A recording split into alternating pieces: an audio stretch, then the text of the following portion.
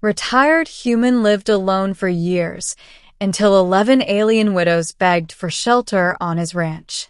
The ranch sat quietly on the edge of the Montana plains, where silence was broken only by the groan of wooden fences and the wind that swept down from the mountains. Thomas Hale had lived there for 23 years, mostly alone, and he liked it that way. He was a retired soldier, his knees aching from too many jumps, his back stiff from carrying the burdens of war. The government pension was enough to keep him alive, and the old ranch provided the solitude his heart craved. People had long since stopped visiting, save the occasional delivery drone that dropped supplies on the gravel road.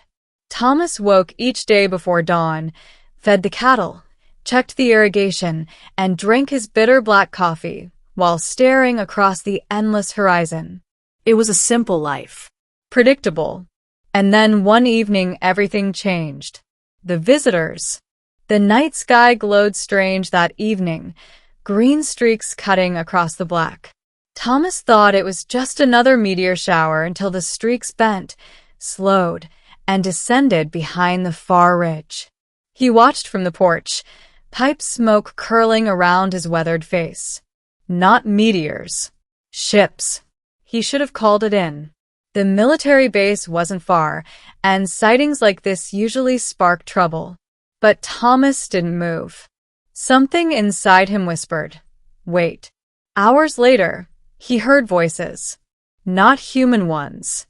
Soft, layered tones, almost like singing carried on the wind. Then came the figures. 11 of them. They walked slowly into the lantern light of his porch, their silhouettes tall, elegant, otherworldly. Their skin shimmered faintly as though dusted with silver.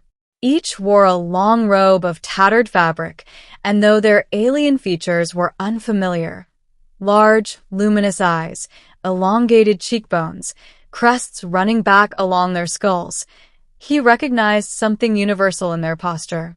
Exhaustion. Desperation.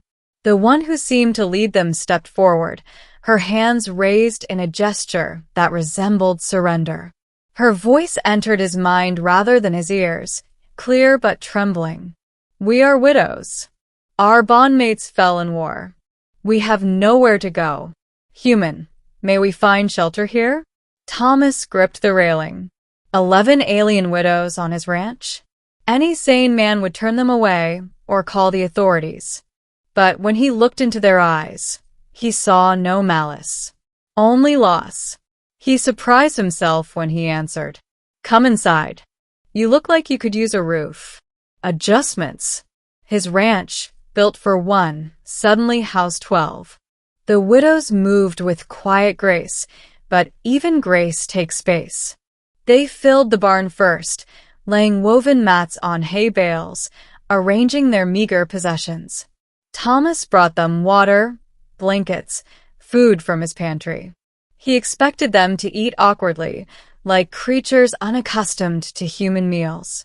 Instead, they adapted quickly, sharing bites with one another, humming low songs that resonated through the rafters. Over the following days, he learned pieces of their story. Their world had been shattered by war against an empire Thomas had only heard rumors of. Their husbands, bondmates, were soldiers, all dead now.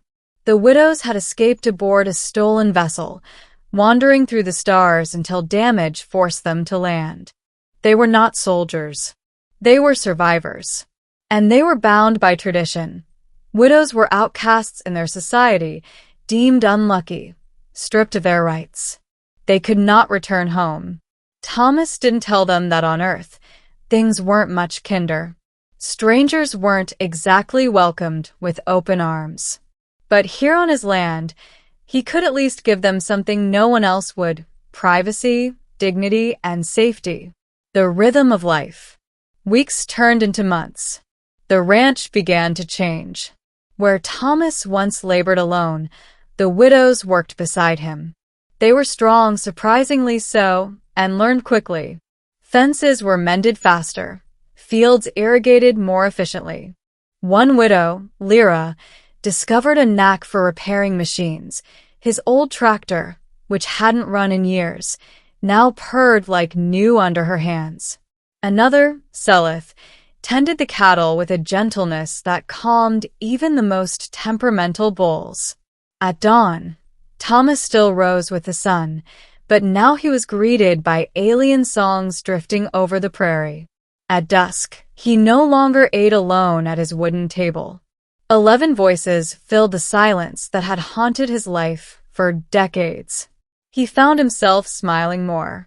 And yet, he kept waiting for the knock on the door. The government, the military, someone to take them away. But no one came. The burden of war. One winter night, when snow muffled the ranch and the fire snapped in the hearth, Thomas found one of the widows sitting outside, staring at the stars. Her name was Avinia. "You'll freeze," he said, draping a blanket over her shoulders. Her eyes glowed faintly in the firelight. "We used to gather like this, the wives of warriors, watching the skies. We prayed they would return. They didn't." "No," her voice broke, though her people rarely showed such cracks. "And now we are nothing. Our people say we carry death with us. That to harbor us is to invite misfortune."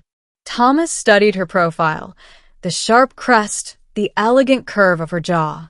She was unlike any woman he'd ever known, yet heartbreak was heartbreak, no matter the species. "I carried death too," he said softly. "Friends gone in battle. Nights when I wished it had been me instead. But you learn to live, one day at a time." Her gaze flicked toward him, unreadable. "Then perhaps it was no accident we found your fire." Strangers in the valley. By spring, word spread. Neighbors spotted unusual figures tending Thomas's fields.